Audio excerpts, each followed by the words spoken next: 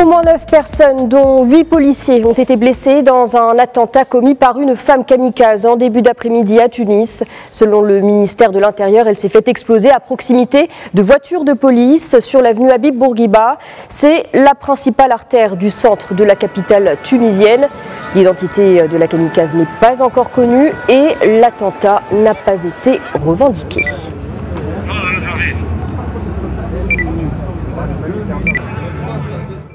Et pour plus de détails, nous sommes en direct avec Abdallah Oubaidi, ancien diplomate et analyste politique. Bonsoir, merci d'être avec nous. Oui, bonjour, bonsoir.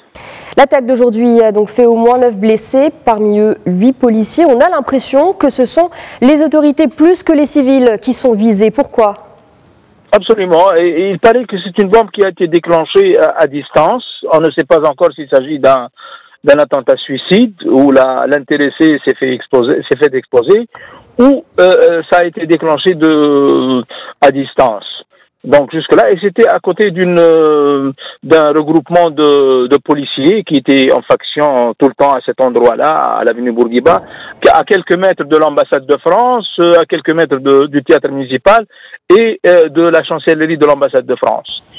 C'est une rue très animée, une rue symbole, c'est l'avenue Bourguiba, et on n'a pas encore d'éléments d'enquête pour être précis dans cette approche. On ne sait pas si c'est une personne isolée, si elle a été. Il y a des rumeurs maintenant. Il y a quelques minutes, on entend des rumeurs que on a arrêté celui qui l'a déposé là en voiture, et on cherche une autre niqabé en quelque sorte. On ne sait pas encore si c'est des informations ou encore quelques bribes d'informations. Et comment peut-on interpréter le fait que ce soit une femme qui ait perpétré cette attaque ?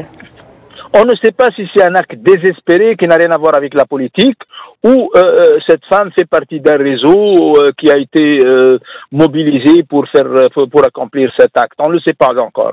Jusque-là, on n'a pas d'éléments précis d'enquête pour pouvoir conclure à quoi que ce soit. Pour l'instant, on est occupé à pallier au plus pressé, mais pour les éléments d'enquête, on en attend encore. Et doit-on s'attendre à une revendication de l'organisation terroriste Daesh ? Non, ce n'est pas encore revendiqué, et même si c'est revendiqué, on sait qu'il y a des organisations terroristes qui revendiquent n'importe quoi pour être là, pour terroriser précisément, mais on ne sait pas encore, on est en train d'analyser, c'est-à-dire que les brigades spéciales sont sur place, ou étaient sur place, pour recueillir des échantillons, vérifier des empreintes et tout ça, pour voir, analyser les explosifs, leur origine, et pour pouvoir conclure à quoi que ce soit.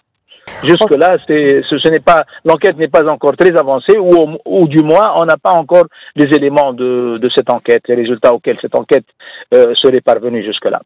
En tout cas, l'état d'urgence est toujours en vigueur en Tunisie depuis l'attentat de novembre 2015. La présidence tunisienne a annoncé une nouvelle prolongation d'un mois. C'était le 5 octobre dernier. Comment expliquer, malgré ces mesures prises par le gouvernement, que d'autres attentats frappent la Tunisie et en l'occurrence le centre-ville de la capitale ? Mais on sait que pour le terrorisme, il n'y a pas de prévention. On essaye de limiter les dégâts, mais on peut avoir affaire à des loups ou des loups, dans ce cas-là, isolés. La protection ou les préventions ne sont jamais parfaites et totalement étanches, comme on dit.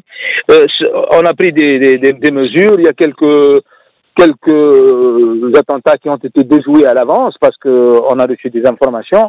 Mais il y a toujours des échappées de ce genre, malheureusement, et c'est le cas dans tous les pays du monde.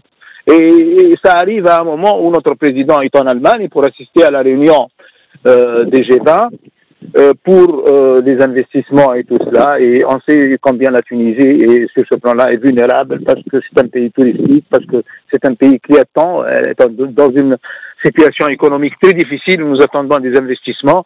J'espère que ce sera un cas isolé qui sera motivé par autre chose que le terrorisme. Sinon, ça peut avoir des répercussions désastreuses sur l'avenir économique, social et politique du pays. Merci beaucoup Abdallah Oubaidi. Je rappelle que vous êtes ancien diplomate et analyste politique. Merci d'avoir été en direct avec nous de Tunis.